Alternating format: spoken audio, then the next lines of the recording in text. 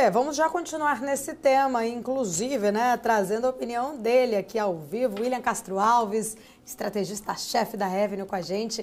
Bem-vindo, Will. Bom dia, boa sexta-feira. Fala, Paula. Muito bom dia. Boa sexta-feira pra gente. Obrigada, Will. Já aproveitando o gancho, né? O Felipe estava trazendo um panorama um pouco mais sobre opiniões em relação a estes dados do payroll, relatório aí de empregos de maio, trouxe mais uma vez números fortes, né? Ou talvez mais fortes do que o esperado. Só que, no entanto, a gente sempre tem ali revisões para baixo, né? E mais um mês não foi diferente. Queria entender primeiro a sua leitura sobre esse indicador, né, e como que você vê, de fato, o impacto que essas revisões elas acabam trazendo aí para os dados de criação de postos de trabalho, se na interpretação geral isso pode acabar confundindo até o mercado. Pois é, Paula, a gente está nesse ambiente de Eurocopa, Copa América, né? E aí eu fiz a brincadeira que é o seguinte, né? O pessoal lá no instituto, no bureau lá que calcula, né, a criação de postos de trabalho e calcula o payroll, ele teve que chamar o VAR, né? Porque quando você olha a revisão de dados, foram 111 mil postos de trabalho a menos que foram criados nos últimos 2 meses. É coisa pra caramba, né? 50 mil a cada mês. Então, retornando, lembrando, voltando um pouco no tempo, né? Saiu o dado do mês passado, um dado muito forte, e aquele dado foi revisado, um dado bem acima do esperado, foi bem revisado para baixo. Então a leitura desse payroll, na verdade, é de uma economia, assim, consonância com aquilo que a gente tem visto, tá? Acaba sendo menos discrepante, que é uma economia que está em desaceleração. A economia americana está desacelerando, saindo de um crescimento de PIB de 2,5% no ano passado, o Fed reforçou na sua última publicação a respeito das perspectivas econômicas no PIB de 2% esse ano, mas cada vez mais a gente caminha para aquilo que no início de 2024 se falava que a economia americana ia entregar um crescimento perto de 1,5%, alguma coisa do gênero.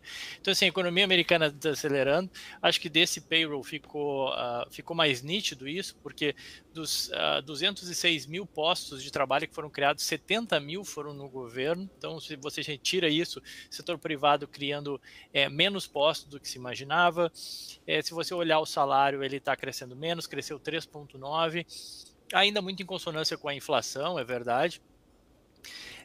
O que não ajuda muito nesse controle, a inflação, né? Se o salário aumenta, o consumo continua e por aí vai, mas ainda assim cada vez os salários aumentando menos e a taxa de desemprego também um pouquinho maior na margem. Então acho que o dado acabou sendo, a leitura é branda. Ô Will, inclusive gostei, viu, aqui da sua comparação no relatório que você enviou agora, né?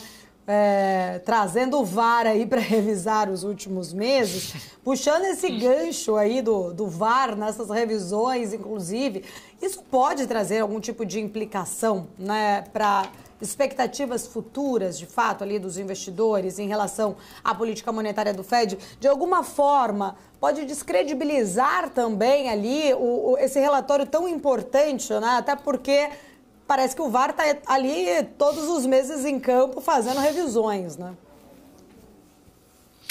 Não, exato. Teve bastante questionamento em relação ao mercado de trabalho e tem muita análise sobre o mercado de trabalho que mostra, por exemplo, que a qualidade dos postos de trabalho que foram criados diminuiu bastante. Você teve part-time sendo criado e aí você conta 2 vezes, que criou um posto de trabalho aqui, criou outro ali, são 2 postos, mas que são ocupados pela mesma pessoa.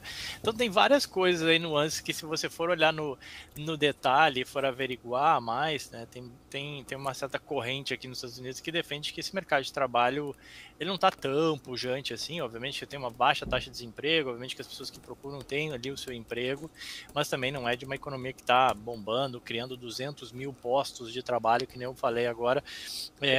206 mil foi o dado deste payroll, mas aí você tira governo, já cai para 130 e por aí vai.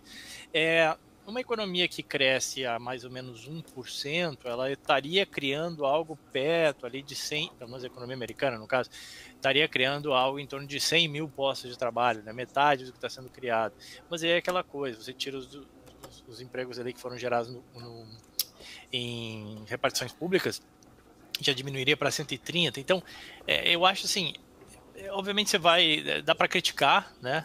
Dá para questionar também esses números que estão sendo divulgados, mas no frigir dos ovos, assim, é mais um dado que pelo menos aponta para uma mesma direção, a meu ver, de uma economia que sim, ela está aí em desaceleração. E que, assim, o que tem o seu lado bom, né, pelo lado do controle da inflação. A gente já viu os últimos dados do PCI e o CPI andarem em consonância com o que o mercado estava esperando, e aí tem que aquela célebre frase, né, tem que manter isso, né, para a gente ter corte de juros aqui. Aumentou as expectativas em relação a setembro, mas você tem que manter isso, né, tem que manter esse pace assim, da inflação continuar cedendo para abrir espaço para o Fed cortar ali em setembro. Ô Will, e aí olhando um pouco mais para o dado em si, né, tentando entender ali um pouquinho mais o dado de hoje, esse aumento inclusive ali na taxa de desemprego chegou para 4,1. Como que você vê de fato isso influenciando essa dinâmica ali de curto e médio prazo, principalmente quando a gente olha ali para o mercado de títulos e ações? Não, eu acho que de novo ele entra, assim, eu botei alguns 4 pontos assim que são relevantes para você fazer a leitura, né?